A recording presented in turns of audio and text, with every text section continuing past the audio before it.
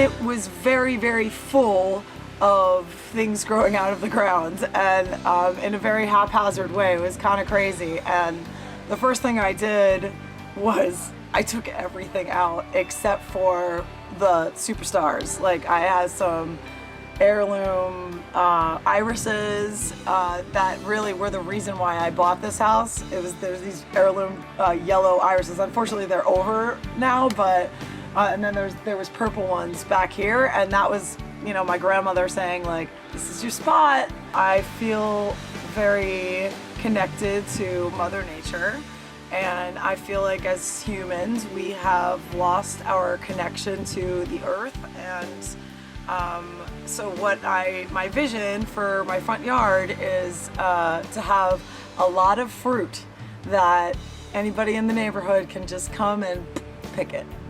And I have right now about 35 peaches and 15 nectarines, a lot of blueberries, and yeah, so that's what I'm into it for. Also, it's my exercise.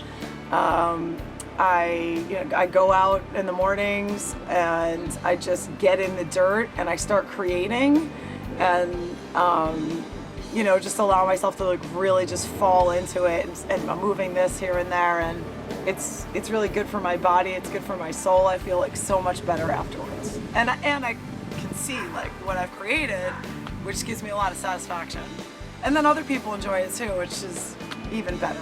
I want to have a fountain where my statue is, and maybe some fish in there.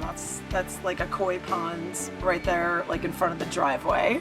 For when you walk down Pine Street and you see my house, like, I was actually thinking that I might make the actual front of the house, which looks like this little cottage. It's so skinny, it's so little.